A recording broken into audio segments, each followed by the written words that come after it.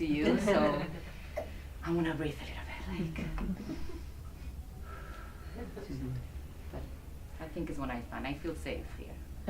Yeah.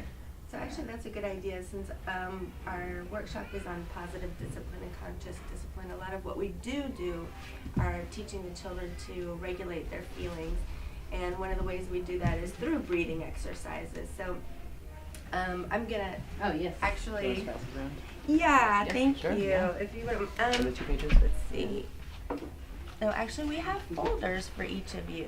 You take one and pass it around, and I'll pass this out later. Yeah, some of the things that you find inside, maybe you got them from the meeting, and there are a lot of things that we can share, but 1 hour and a half, and I don't know, we will let you know how to use those things when we get to the actual points. Right. And we think some of those things are really useful, so that's why. And there is one more thing that I didn't have time to put in because I had to staple. So I guess before we leave, it's something about power struggles. Yes. So the objective of today is to give you a little bit of an idea, a foundation of what positive discipline is.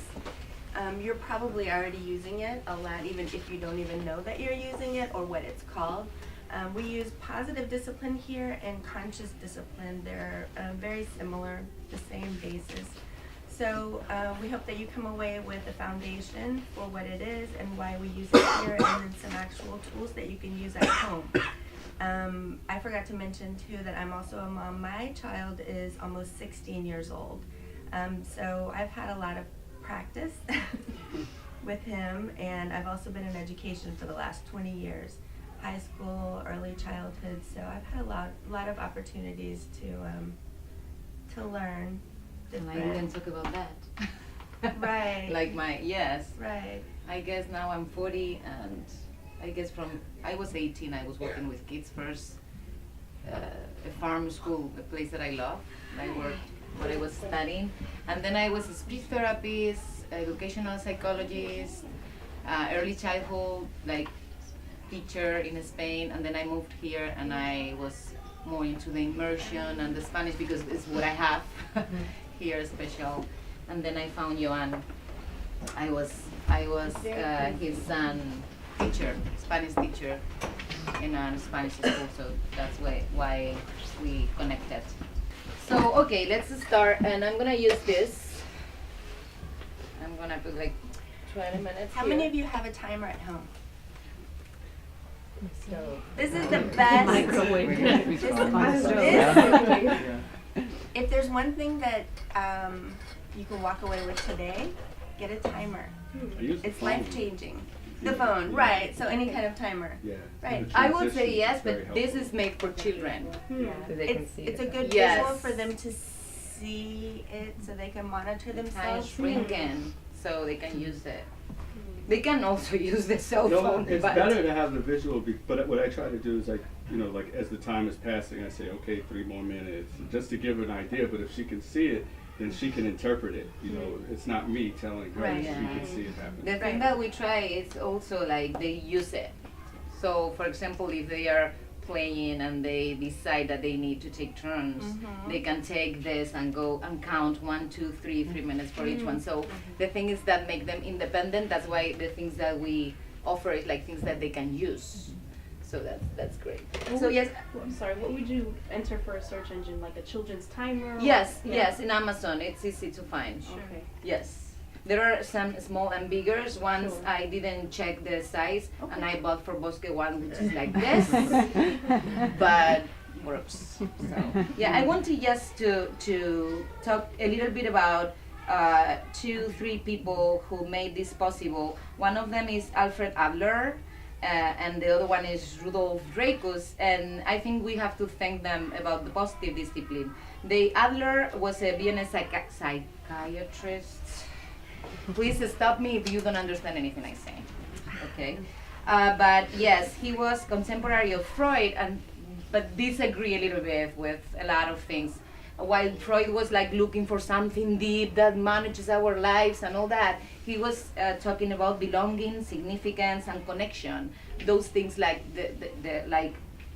we are motivated and driven. And then we have Dreykus, he was a student of Adler, and he was also talking about something that never was talked before. Like it's like democratic rules inside families.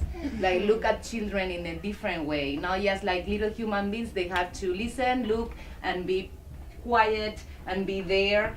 But people who have rights, and we have to respect and have like a respect of communication. So these two guys are really important. Dreykus still have books that are selling Amazon and people is buying, so it's really, if you look for them, they are really interesting. And then is Dreykus.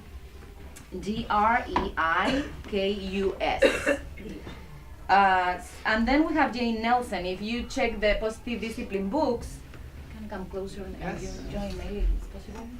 No? I'm okay. Okay. Yeah. So you can see.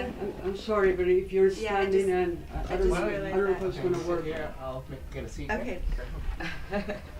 I'm sorry. I, No, I love I, the I camera. forgot about my I'm Ven más sorry. cerquita. forgot about my video career here. That means he's doing a good job. Yeah, right. He's supposed to be.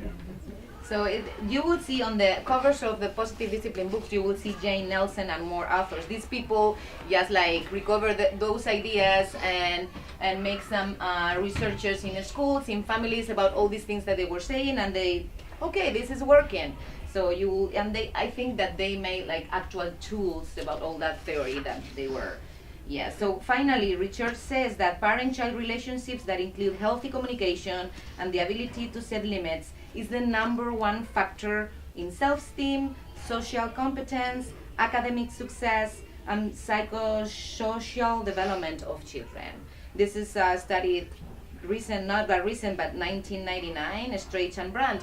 And a lot of researchers said that communication and those relationships are really, really important. Then we have conscious discipline. It goes on the same line, talk about respect, teaching, coaching. We love it because they have a lot of tools. A lot of like, if you see inside the carpet, the folder, you will see that they give you the words to use. They give you books, they give you toys, they give you a lot of things to work with children in the classroom. So that's why they are really, really useful. And so what is this about? And for me, it's like nothing to do with punishment, nothing to do with guilt. Okay, so it's easy to like have that, like, now you're gonna see what I'm gonna do, that you're gonna feel. Nothing to do with that. Sometimes it's not easy. It's all about teaching. It's all about teaching values, social values, and skills for life. So I was thinking about what to write here. I was not gonna be writing all the time, but I just want you to have this in mind. I can read, don't worry. You can just write this at home and keep it there so you remember that you have to make them feel this way. If sometimes you doubt like, what I'm doing, check this and you will see if you are on the right path or not. Like, they feel I'm loved, I am a good person. That's a really important one. I am competent, I can try, I can make mistakes, and I can learn. So if you are giving them those messages, you are on the right path. And I was like, we were thinking like, okay, there are a lot of methods, a lot of things that we can share. We look for things that we can start right now at home and that you can have in mind and change a little bit or not. I'm sure that a lot of these things you're doing them, but let's see what you think. I think this is a good handout. Yes, but it's later, yeah. So first of all, you have to have in mind that you have to work on feelings. That's the first thing you have to do with your children and yourself. So this age, your children are from 2 to 5, they are learning. They are learning how to name, how to manage, all about their feelings. And I I'm gonna tell you the truth. We only care here about their feelings. Yes, the letters, the part. But we really think at this age, feelings is the best thing. What we are putting inside their emotional backpacks to go to kindergarten and to go outside in big classrooms with a lot of kids, with different people around, with different situations, it's the best thing we can do for them. And they are learning. And imagine they are learning, for example, that people around them have feelings.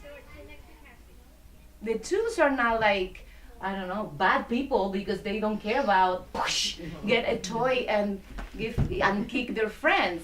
It's because they really can't put in their minds. They can I can't feel what you feel. They're learning that people around them have feelings too. So it's really interesting that you do that. We could speak about this like for a long, long time. Like how do you help them to manage their feelings? One thing that you have to have in mind is, and write down this, all feelings are okay. Please never say, don't cry, don't be sad. Yeah, I see you're sad. Yeah, because you wanted that toy. Yep, I see you're sad, you're crying, you're whatever you're doing, you're sad. Yep, what can we do to feel better? What can we do? So help them recover and help yourself too. No, yes, when more that I talk, more that I use all these methods, I realize that grown-ups, we are the same. If we are depressed, it's because we don't see how we can recover. Or, you know, a lot of, it's the same thing for us. So all feelings are okay, we can recover, that's a huge, huge thing. And then emotional honesty with them. Model how you do it. What I did today, I did it because I wanted you to listen that, but also because I was nervous and I wanted to be honest, and in a way that you can learn how to do it with your children. One morning you are like, you can say like, I'm so upset because Daddy's not here today. And he said he will be here and he's not, he couldn't be here. So I'm gonna breathe, I'm gonna go to the special chair, I'm gonna try to breathe, can you help me? So be honest. Show them how you recover from sadness or your feelings, whatever feelings you have that morning. And then something that we really find really useful to talk about feelings, to manage those feelings, to name those feelings, is the safe place, the special chair, whatever you want to call it. So why we use it? Because it's a place we can manage the feelings, because it's a nice alternative to the timeouts. You can use them. Never before 3. Even people who use timeouts don't recommend to use them before 3 because they are not able to be there and think about nothing. So only in the evening? Good. Thank you. Yeah, so never before 3 a.m. or 3 p.m. Never. Don't use timeouts. No, because timeouts, I mean, it's about you're there. You have to go there. It's punitive, and that's what we want to move away from. Yeah, and because you don't learn about it, right? Or what are the things you learn about it? Think about it. So we don't use timeouts. We understand that sometimes it's hard, but if you set at home a safe place with them, maybe you have a timeout and they choose to go there, or they learn and they come down and they breathe there. So what to do to have a safe place? Look for a nice moment, calm moment, not after the storm. No, not in the morning when you have 100 things to do. No, just look for a nice moment, get a paper, and get their ideas. Draw the special chair. Draw the cushions that you want to use, the blanket, whatever they want to use, the teepee, doesn't matter.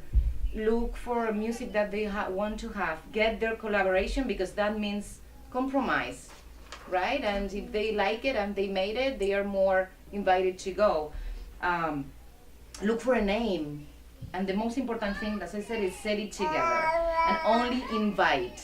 If they feel it's a timeout, they are not gonna go. And again, model, model, model. Use it yourself. Show them how you recover from feelings and how you use the special chair. One of the things you can do at the special chair is breathe. So we're gonna breathe together. What about that?